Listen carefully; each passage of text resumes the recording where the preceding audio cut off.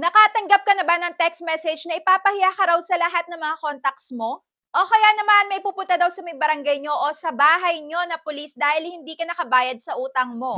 Minu-minuto, oras-oras, nakakatanggap ka ng text messages at tawag galing sa iba't ibang numbers. At hindi mo na alam kung ano yung gagawin mo dahil sa sobrang takot at hiya. Huminga ka muna ng malalim dahil unang-una sa lahat, wala kang dapat ikatakot dahil walang nakukulong sa utang.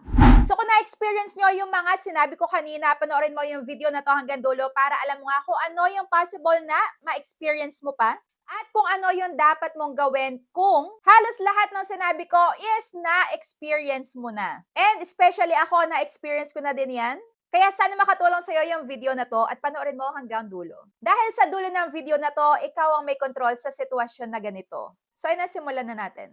So, hi guys! Welcome back again to my channel. At kung bago ka pa lang dito, huwag mo kalimutang mag-subscribe at pindutin mo na din yung notification bell para lagi ka maging updated sa mga next uploads ko. So, uulitin ko, wala pong nakukulong sa utang. Unless meron kang ginawang panloloko habang nangungutang ka, yung wala ka na talagang balak bayaran at gumamit ka pa ng iba't ibang klaseng peking dokumento. So, doon, pasok ka.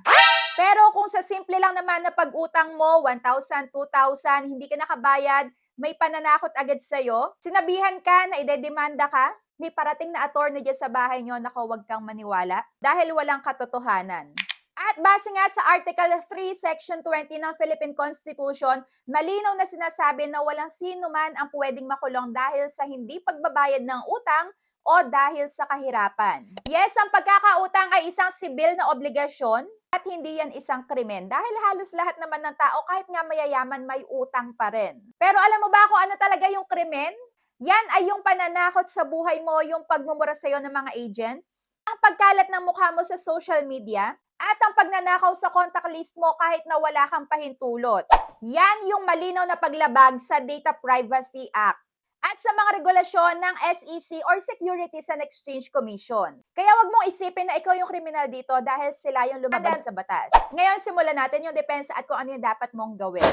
So, ang una mong dapat gawin ay ang digital defense. Paano nakuha ng loan app yung number ng family mo, ng mga kaibigan mo, at ng mga katrabaho mo? So, nakuha nila yan dahil nag-download tayo ng application nila. At pinindot mo yung mga allow permissions dyan. So, para mapigilan nga yan, pumunta ka na kagad sa may settings mo, hanapin mo yung apps or application manager, hanapin mo yung particular na lending application na yan at i-click mo yung permissions at tanggalin mo yung mga inalaw mo agad-agad. I-turn off mo or tanggalin mo yung access nila dyan sa phone mo, sa contacts, sa storage, sa photos, sa SMS, or sa exact location. So sa ganitong simpleng paraan, nakakat nga natin kung ano pa yung possible na ma-harvest ng mga lending application sa may phone natin. So kung natapos mo na yan, mag-proceed tayo sa pangalawa.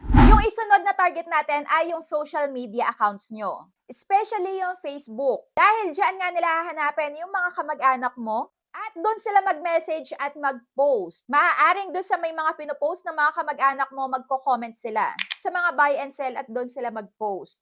Kaya mahalaga na i-lock ang Facebook profile. I-set mo yung privacy settings sa may friends only. Para nga hindi na nila makita kung sino pa yung mga nasa friend list mo at maiwasan nga yung pag-message sa kanila. At pangatlo, huwag kayo agad mag-panic buying ng SIM card. Huwag nyo agad itapon yung SIM card nyo dahil syempre mahalaga pa rin yan. At lalo na kung naka-register din yung SIM card mo at nakapangalan sa'yo, baka mapulot pa ng iba. So ang gawin mo na lang, kagaya na ginagawa ko, i-block nyo yung unknown callers, i-silent nyo na lang dahil dyan nga sa may SIM card nyo, syempre dyan sila magte-text ng mga iba't ibang klaseng pananakot at yan yung gagawin yung ebidensya, pruweba na kayo nga ay nahaharas. At kailangan nyo yan pagka inireklamo nyo yung mga lending applications na talaga nga namang abusado. Siguraduhin nyo na may screenshots kayo, make sure na makikita yung date, yung number, at exact na oras. After nyan, abisuhan mo na yung lahat ng nasa contacts mo. Dahil for sure, ayan, possible na maka-experience din sila ng pananakot. Dahil alam naman natin na yung ibang lending application ay dinidisclose yung utang natin at yung pinaka-exact amount sa mga contact list natin. So para maiwasan yun, abisuhan nyo na agad sila. Yes, alam ko nakakahiya, pero syempre unahan na natin. Pwede ka rin mag-post sa social media. So, pwede mo nga i-send itong ilalagay ko sa screen. I-post nyo na lang. And ilalagay ko din pala sa may comment section. So, magandang araw sa lahat. Nais ko lang pong ipabatid na ang aking telepono at personal na impormasyon ay na-compromise o nahack nga ng isang illegal na online lending app.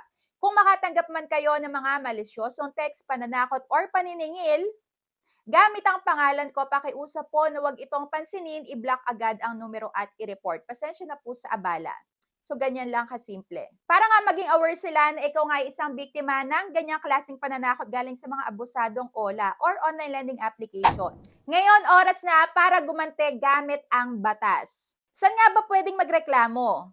So, meron tayong dalawang pangunahing ahensya ng gobyerno. At unang-una na dyan ang SEC or Securities and Exchange Commission. Sila nga ang nagpapatupad ng SEC Memorandum Circular Number 18 na bawal sa batas ang unfair debt collection practices kung sila ay nagbabanta na ng dahas, nagmumura or nagpo-post ng paninira. So mag-email agad dyan sa may comment section na ilalagay ko. Ipadala mo dyan yung pangalan ng application, yung screenshots ng harassment at yung salaysay mo. Ang pangalawa sa NPC or National Privacy Commission, kung kinuha nila yung contact list mo nang walang pahintulot at ginamit to para i-text ang ibang tao, paglabag yan sa Data Privacy Act.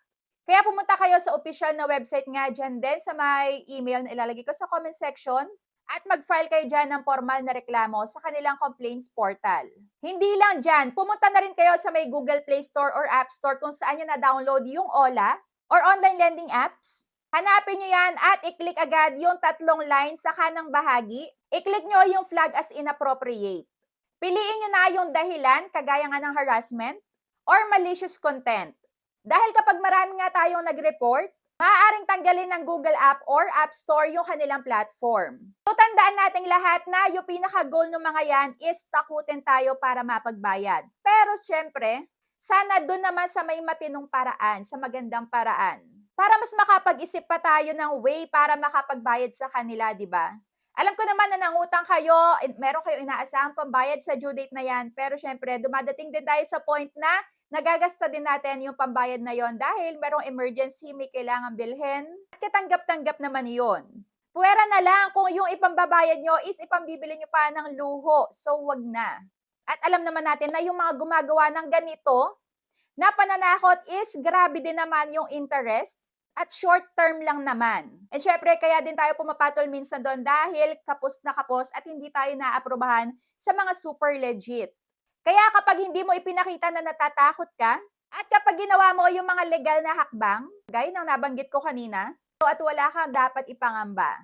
So, hindi mo kailangan dalhin yung problema na yan na mag-isa, dahil maraming may utang sa mundo. Kahit na ako meron din. Pero wag tayong susuko dahil mauubos din lahat yan. Kailangan lang nating maging responsable sa mga actions natin. At syempre, iwasan na natin yung mga ganyang klaseng OLA na alam nating meron namang pananakot. Isa pa, ginagamit ko nga pala yung application na Who's Call. Dahil sa may application nga na yan, nakikita ko kung minsan yung eksaktong name ng tumatawag, nung agent.